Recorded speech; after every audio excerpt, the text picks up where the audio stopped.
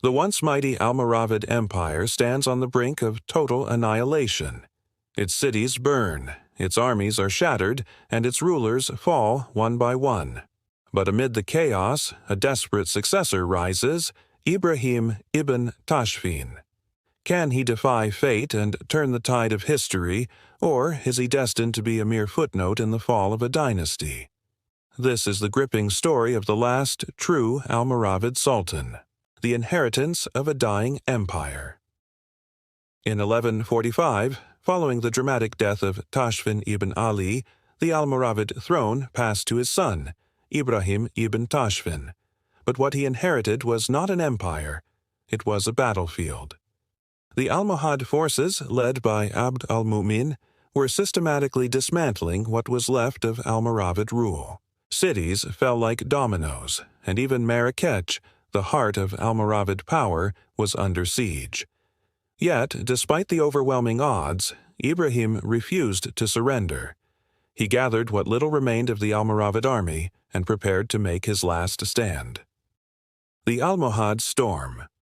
By the time Ibrahim took power, the Almohads had already conquered Fez, Tlemcen, and Oran.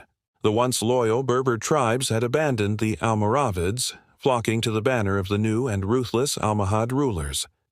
Marrakech, the capital, was on the verge of falling. In early 1146, the Almohads launched their final assault on the city. Ibrahim ibn Tashfin led a desperate defense, rallying his remaining soldiers. But the enemy was too strong. Almoravid walls crumbled, and soon the battle turned into a bloodbath. Realizing that the city was lost, Ibrahim had no choice but to flee south into the Sahara, hoping to rally support from what remained of his Berber allies. The end of the Almoravids.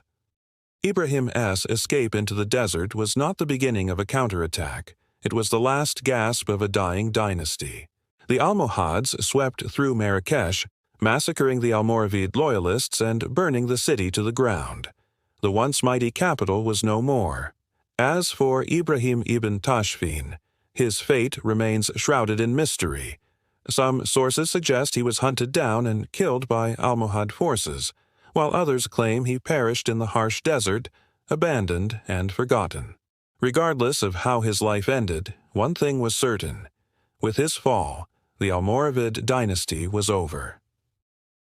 Legacy of the Almoravids.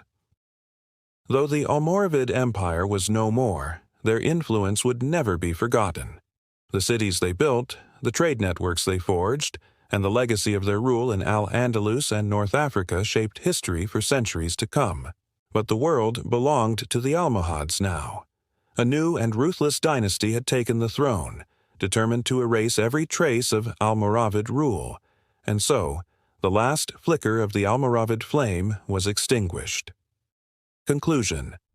Ibrahim ibn Tashfin's story is one of tragedy and defiance. He was the final ruler of a collapsing empire, fighting against the inevitable. Was he a doomed warrior or a ruler who refused to accept defeat? That is for history to decide. What do you think? Could Ibrahim have saved his dynasty, or was the fall of the Almoravids unavoidable? Let us know in the comments. Don't forget to like, subscribe, and hit the notification bell for more epic history.